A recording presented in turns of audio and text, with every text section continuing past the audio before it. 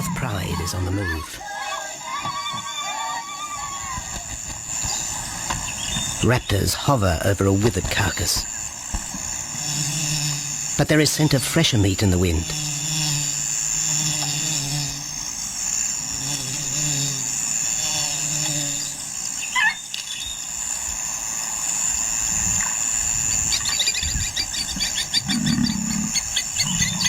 Pickings have been slim for Nabamba's pride since her fight with a startled warthog. The lioness is limping from the encounter. And even the pride's big male, Jabu, wonders when his next meal will come.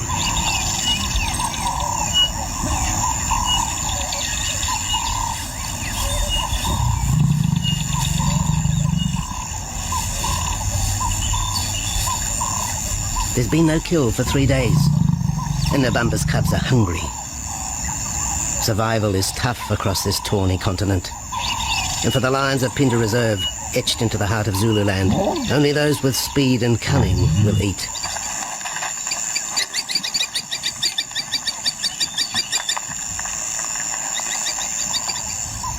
For this pride anyway, it's been a long time between meals.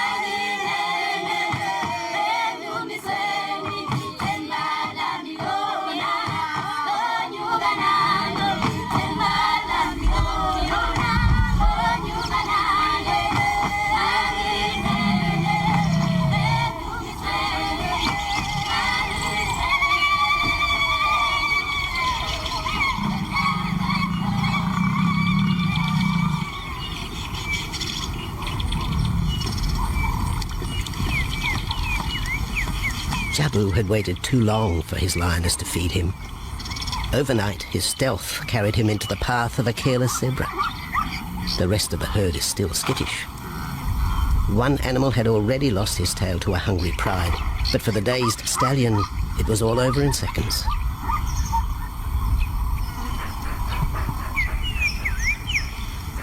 The big male watches his kill from a distance, exhausted by the chase, exhilarated by the sport.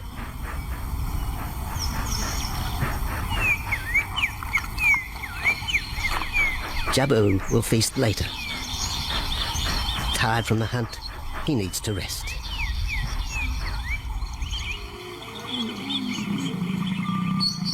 But his prey will be safe. Few scavengers will risk the sudden return of the Lion King.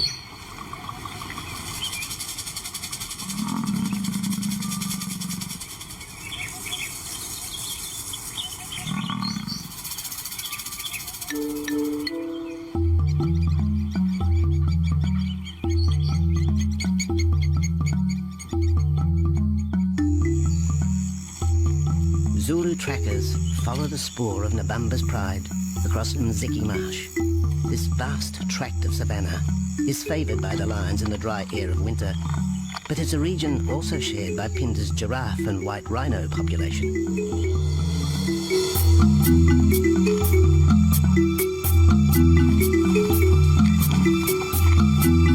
Through modern times, most of southern Africa's wildlife has been ravaged by hunting and habitat loss.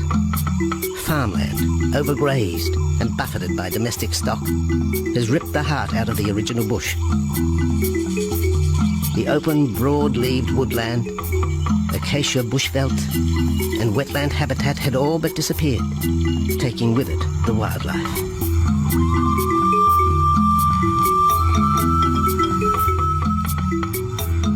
A few years ago, the Pinda project was born. 17,000 hectares of farmland bought up in KwaZulu-Natal along South Africa's eastern seaboard. What followed was the largest game restocking program ever seen on the subcontinent.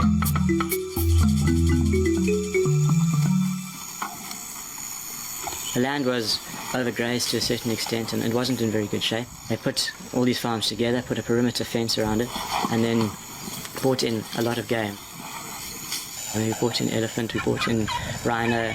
We started off with those sort of animals and then started with cheetah, bringing in cheetah onto the reserve, mainly to get them used to the area before the lions came on, because the lion is a more superior predator as such and would dominate the cheetahs. We wanted to get them settled first before the lions came in.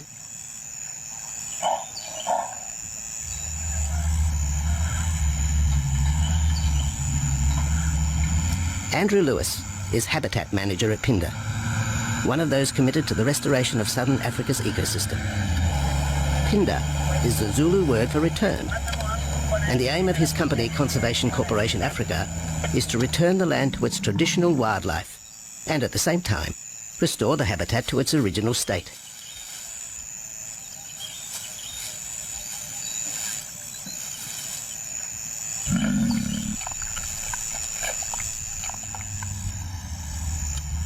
Phinda is cautiously open to top-level tourism, limited and luxurious.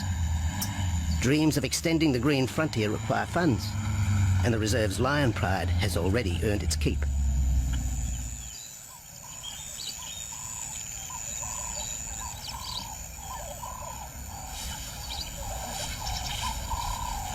The lions on this property are actually generating revenue for the property through ecotourism, and that they are a benefit to the wildlife because of the draw card. There's a few animals, lions, elephants, for example, and rhinos, and possibly giraffes, but those are your main ones that people come to see. And we've been very fortunate to be able to have lions on the property, and I think those lions that we have given us amazing value for our guests, and by getting a guest in here, we're getting revenue into the area, and that's benefiting wildlife as a whole.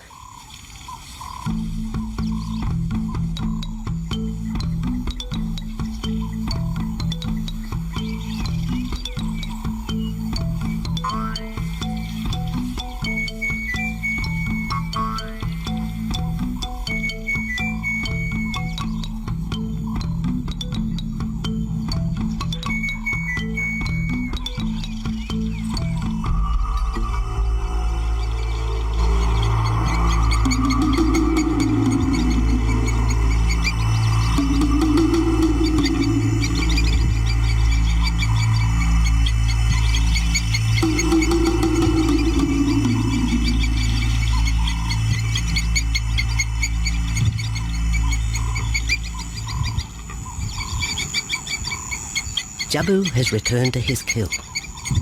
He licks the bloated carcass, but still there is no feeding. Lions will gloat over their prey, delaying the first bite until the meat ripens. For Jabu, the prospect of the meal is to be relished as much as the eventual feast.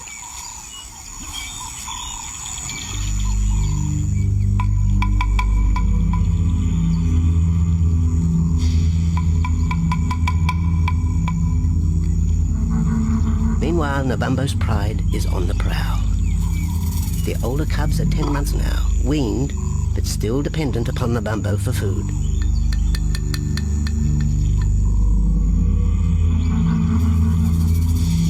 The cubs are learning to stalk, but they won't kill for another 6 months. Young male lions are usually ejected from the pride when they are about 2 years old. Fending for themselves, they form hunting groups with other isolated males. Nabambo's cubs aren't sure what to do with prey so close, but the lioness isn't far behind. Their time for hunting will come. Nabambo's 4-year-old daughter also lives with the pride. She is the mother of the group's youngest offspring, 7-week twins Umveli and Damana. The little cubs have been hidden since birth, and now stay close within the protective circle.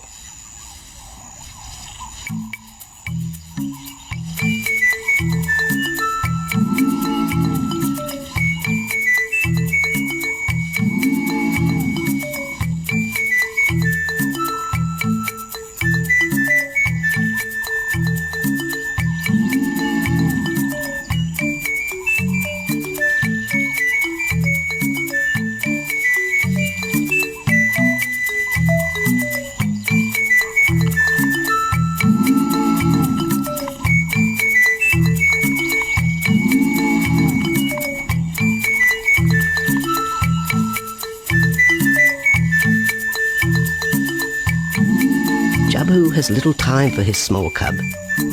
When he is older, Damana will hunt with his father, but for the moment, the big male has nothing to do with his young son. Dejected, the cub finds solace among his siblings.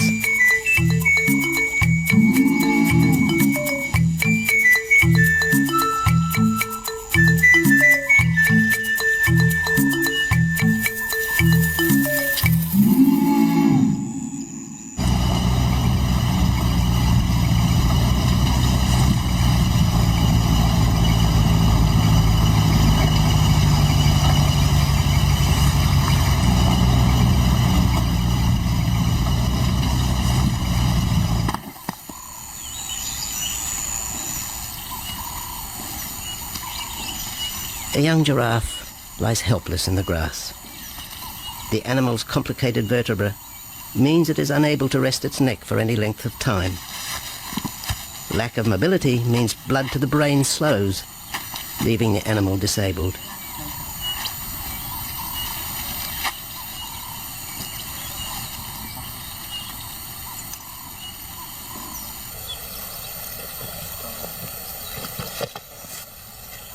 Efforts to lift the head fail, and rather than leave the giraffe vulnerable to predators, the young bull is shot by rangers.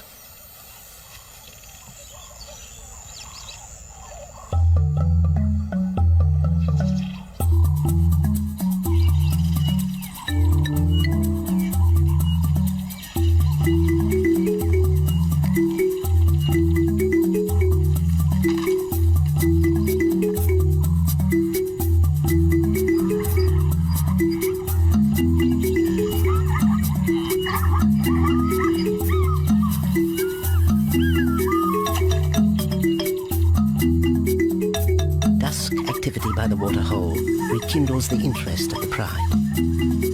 Nabambo is typical of most big cats. They conserve energy 20 hours a day, waking only to groom and hunt.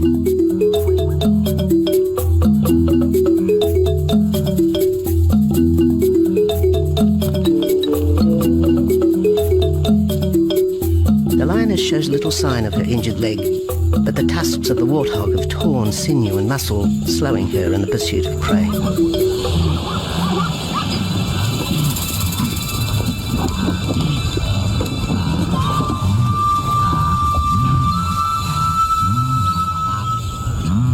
Once again, Nabambo in her pride will go hungry. But the big lioness senses another kill nearby. A young giraffe slain by humans will provide meat for her cubs. Leaving the pride, Nabambo follows the scent.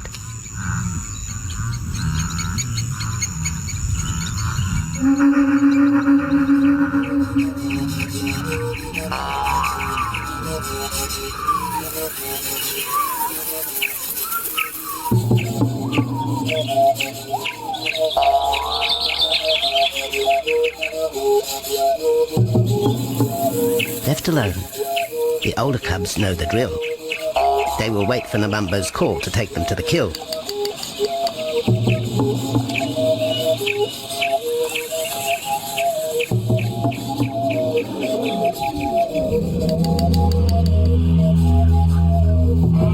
The day moves into shadow. The cubs are restless and a little afraid. Adult lions have few enemies, but cubs, even those 10 months old, are at the mercy of leopard and other predators.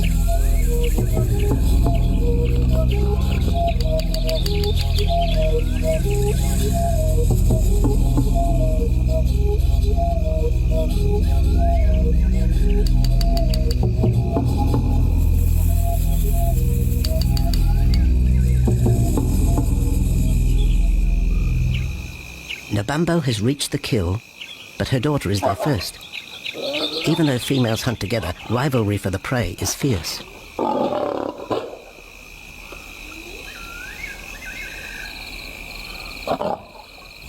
The big lioness begins the trek back for her cubs, but the youngsters have heard her call and they meet halfway.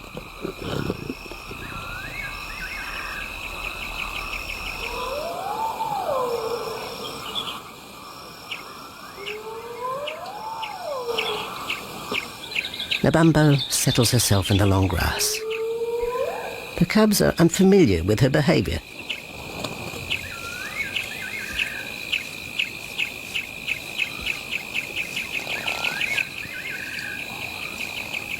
A female will usually head the charge with any kill, splitting the hide of the victim and leading the way for the pride to eat.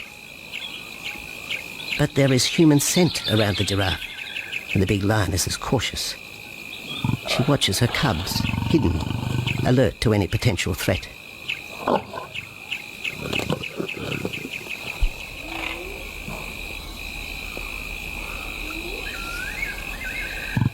The cubs are curious, confused by this new smell.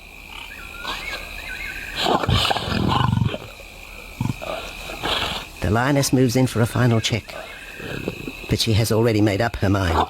The carcass is tainted. There are foreign traces, a dangerous ambience. Instinct tells her this is not food fit for her cubs.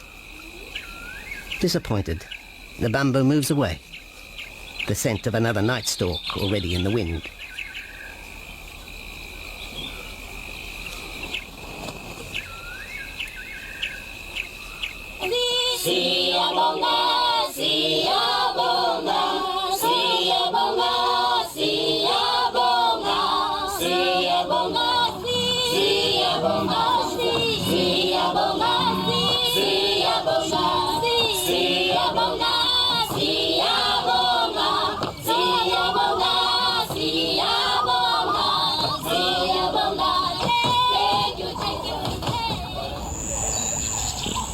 After 2 days, Jabu has returned to his kill with another younger male.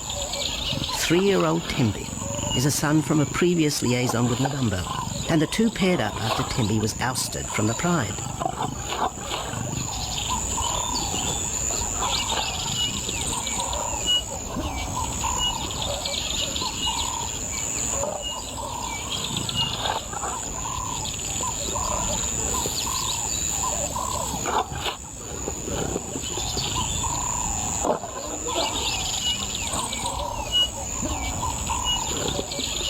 Pride males are lazy and will gladly let the females track down prey.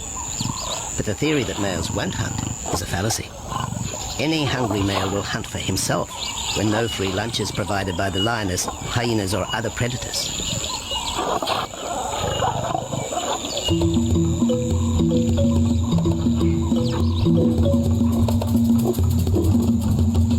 Smaller creatures scatter in the vicinity of the two lions. There will be no hunting for a while. Bloated after the zebra kill, both males will sleep for the next day, oblivious of their surroundings.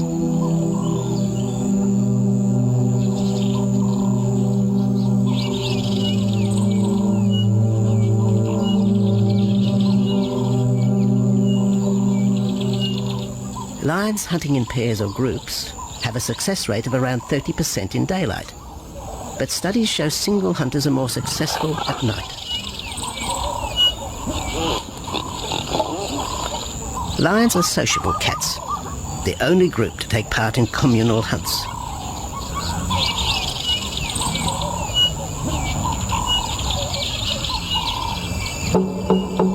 Ambush is an important part of the lion's strategy. Often one pride female will round up the prey from the front, driving it towards a second lioness.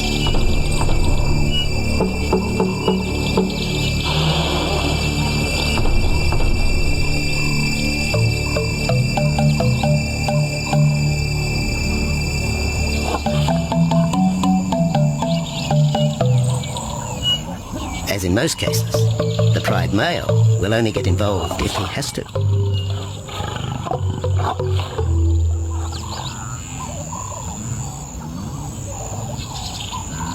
Accidents involving humans are rare in southern Africa's game reserves.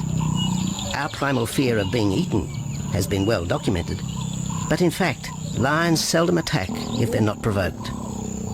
At Phinda, great care is taken to limit the number of people viewing game. Emphasis is placed on causing the animal as little stress as possible.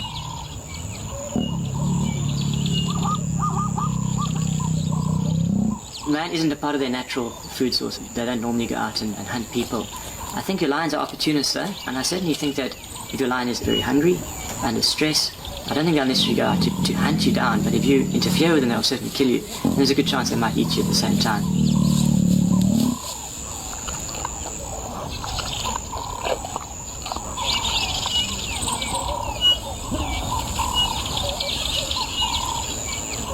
With all animals, it's how you treat them is what's the reaction you're going to get back from them. Certainly at Pinda, all our guides go through a training course and they're all brought up to a certain standard. There is a certain operating ethic with regards to viewing animals, and we certainly try and be as sensitive to the animals as possible.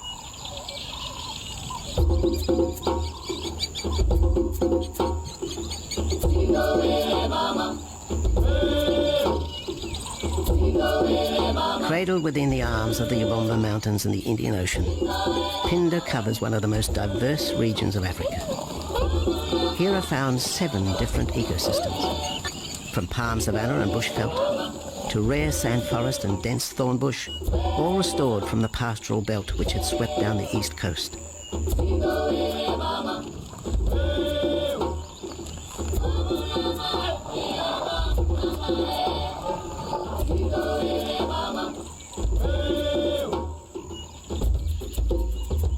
Where cotton, pineapple and cattle farms once stood, lion now roam their habitat again, alongside some traditional neighbours.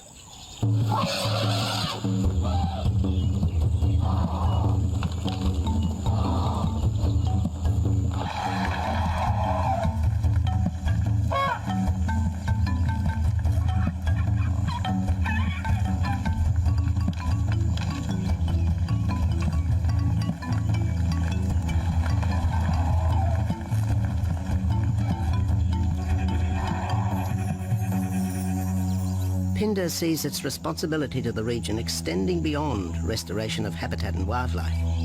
It provides schools and a clinic for the local Zulu community, as well as employment. In the eyes of Andrew Lewis, essential ingredients for a successful operation. It's very important to involve the communities around your reserve because they have to benefit as well. There's no point in just taking land, get some investors to invest in it. And if you don't allow the people who are on the periphery of that reserve to benefit from it, you're going to have an immense problem with poaching, and they're going to cut your fences down, and you're just going to have an uphill battle.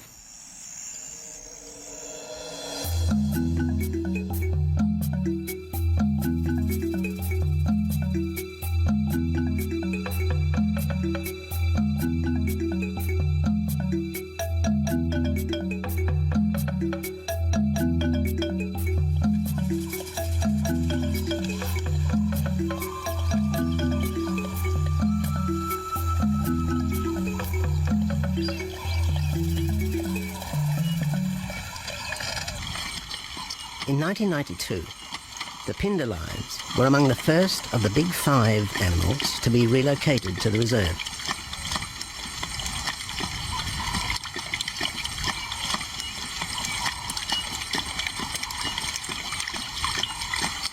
The original pride came from the northern province of South Africa, a vast scrubby region flanked by the ragged Drakensberg Mountains near the Mozambique border.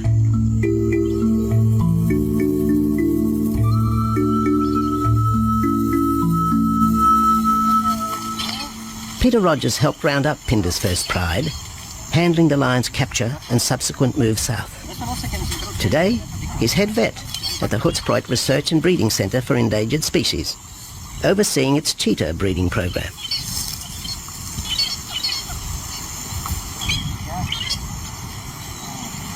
But it's the discovery of what's believed to be a long-extinct strain of lion that has put Peter's centre on the map. We were involved in the rescue of these circus animals that came down through Africa and were abandoned in Maputo. We were just founded by an animal welfare group called Animal Defenders based in London, and they said, could we just keep these animals temporary? First they mentioned tigers, and then they came back and said, well, there's 6 lions as well. So we said, yeah, we could hold them temporarily just until they found permanent homes for them, but basically get them out of the predicament that they were and the shocking conditions that they were in Maputo and Mozambique.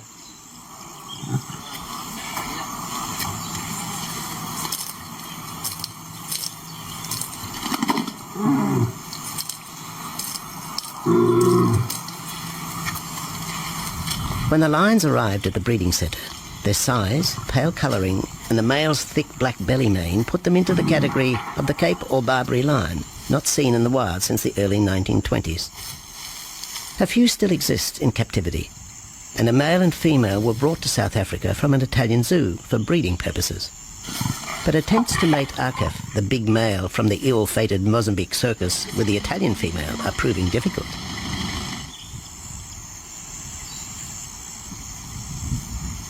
Akef is overprotective, even preventing the lioness from eating when the meat truck arrives.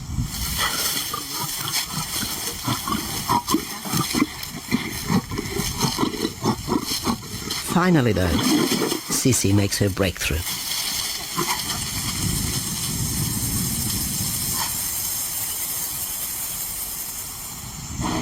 We'll see you up in the front there, Mark. You're going to go to that sort of middle central area. Where are you going to go? In the next enclosure, Arturo, the Italian Barbary male, is about to be sedated. His attention to his sister Cece through the fence is hampering mating efforts, and Peter Rogers is keen to move the big male. He shoots the dart into Arturo's rump. Arturo has been sterilized, but while his breeding days are finished, he'll live out his days at the centre. His female companion, another Barbary from the Mozambique circus, is drawn away by the meat truck.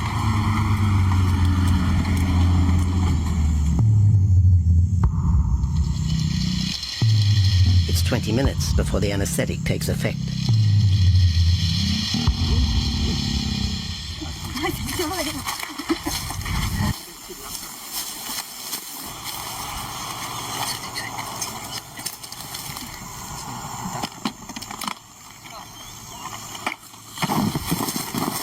Has to be the supervisor. Ready?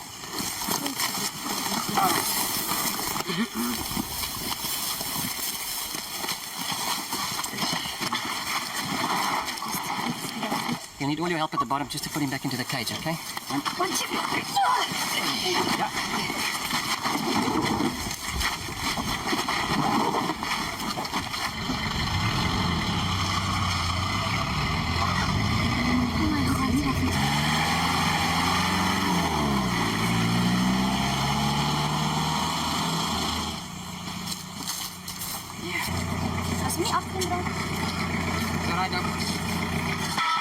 The anaesthetic gives Peter Rogers and his team a chance to check over the 12-year-old lion.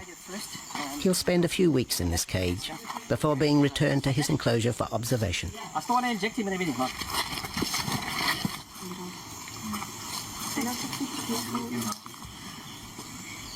It's very exciting to be part of this project because they feel that there are perhaps not many Barbaries, if any, that are really pure, that are left even in captivity. They feel that over time other animals from other genetic bases are brought in. So there's a big project afoot at Oxford University to do the genetics. So that's just getting off the ground now.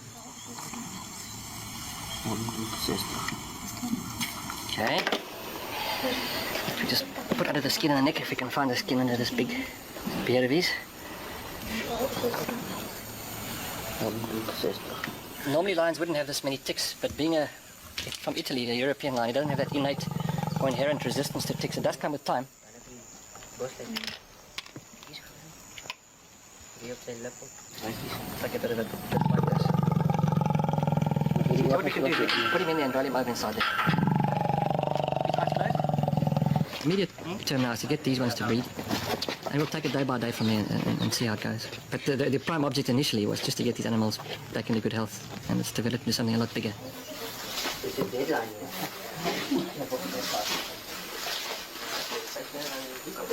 Yeah.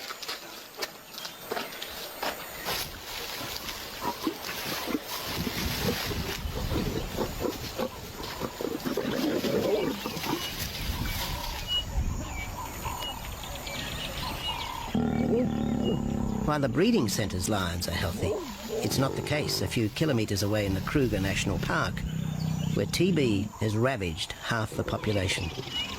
Infected buffalo have been blamed for the outbreak, primarily in the south of the park, and attempts are being made to fence off the diseased area.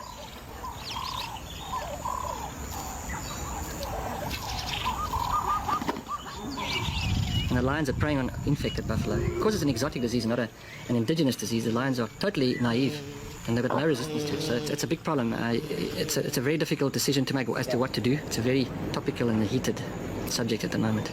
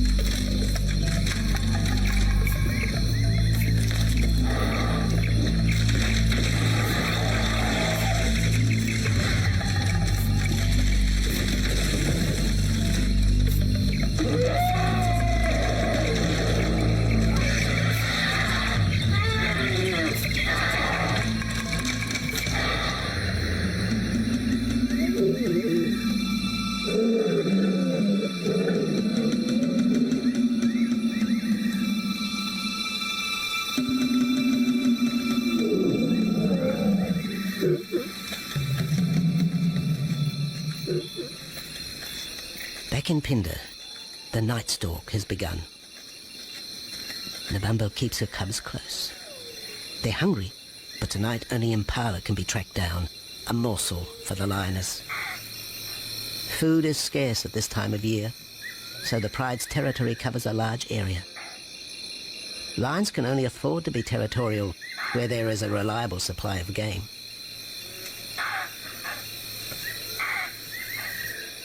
Jabu wants to mate.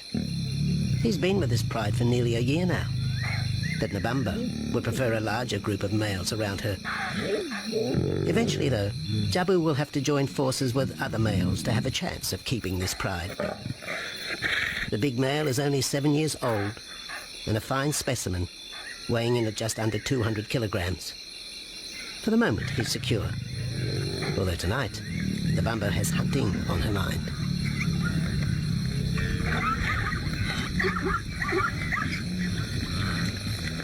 The cubs follow in the lioness's wake.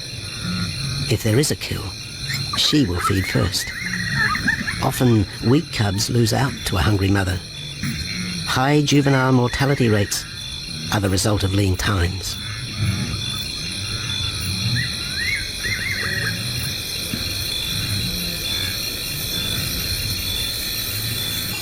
Jabu has had enough. He's been walking for hours. Sleep is more important. And the zebra he ate 2 days ago will suffice for another night.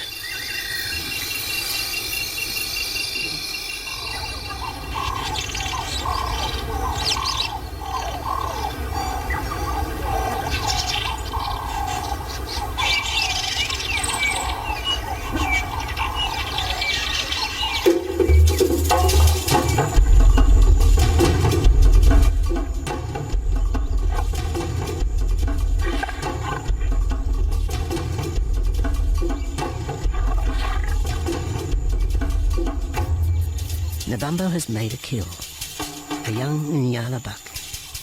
It's been 3 days since the pride has eaten, and this will provide meat for them all. But the lioness will eat first.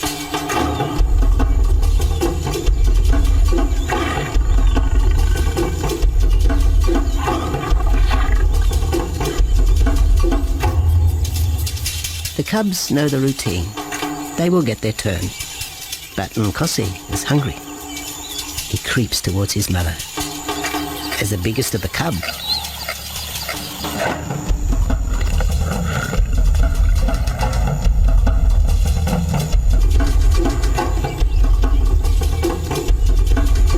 Nkosi watches. A lioness can eat more than 20 kilograms in a single sitting. This could be a long wait for the little cub. Nkosi approaches the kill cautiously. Sometimes the lioness will turn on her cubs, but today Nebambo is pleased with her efforts.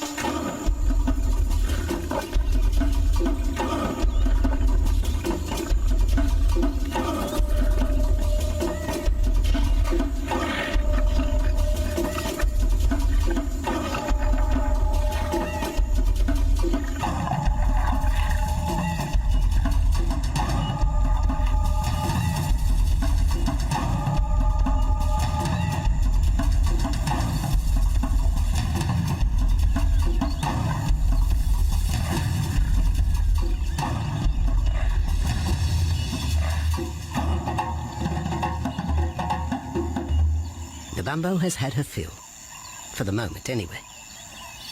Lions never eat the stomach of a kill.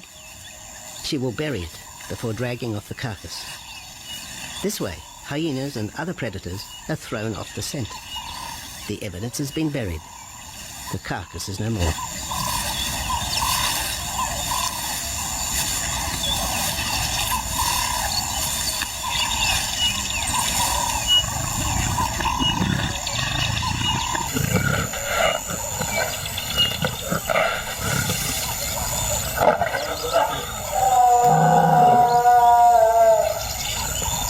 Nebambo's daughter hears the call. It is the second this morning.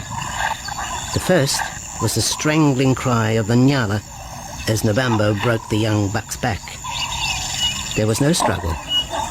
The big lioness is a seasoned hunter.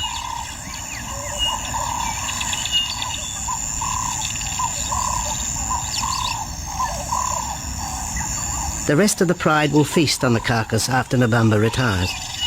But first, they will drag it into the bushes, away from prying eyes, away from raptors already circling the kill scene.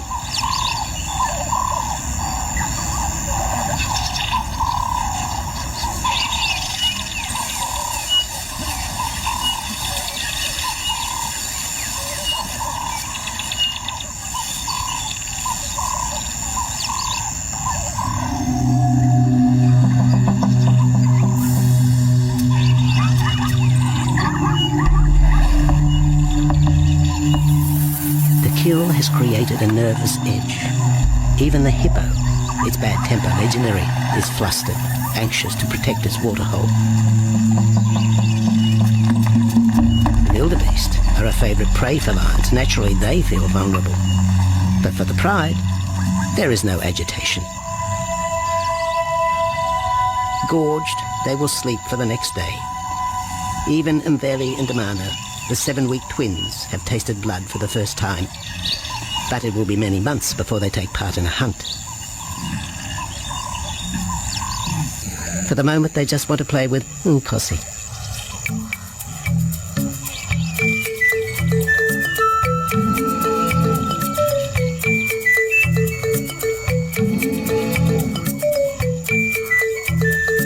The older cub is beginning to take on the shaggy mane of the bigger males.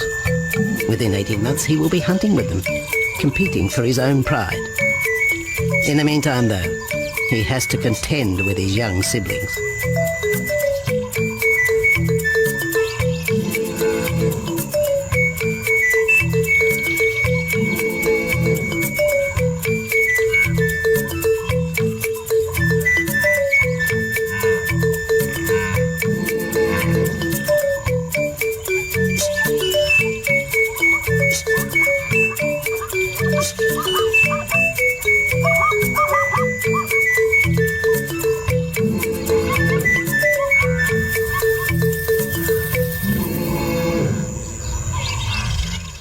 Jabu rejoins the pride. He has missed out on the kill, but he didn't share his zebra with the rest of the pride the previous day.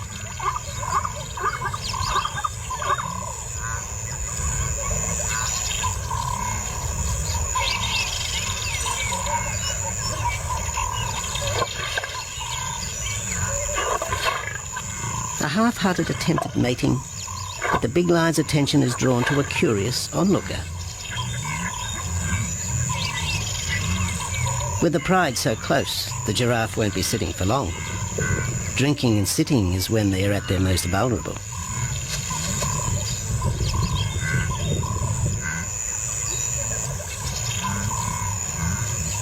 Jabu keeps an eye on his group. Pride takeovers by other males are common, and savage fights can occur between the pride male and the intruder. If a takeover is successful, the new male will usually kill all the suckling young of his former rival. When a nursing mother loses her cubs, she comes into heat within a few weeks. The normal interval between cubs is about 2 years, with a gestation time of 3 to 4 months.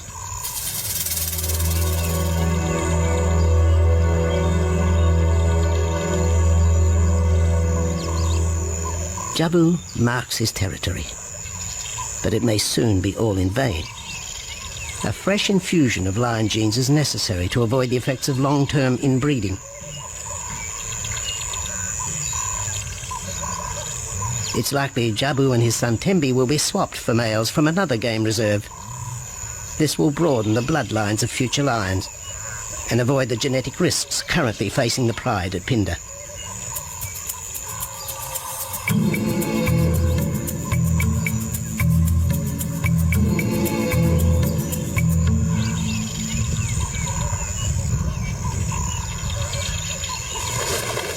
Vultures have found the dead buck, but there is little left of the carcass.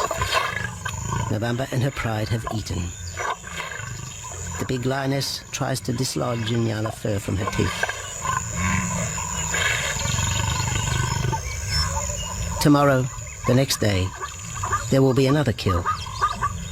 Novamba's cubs will grow up strong.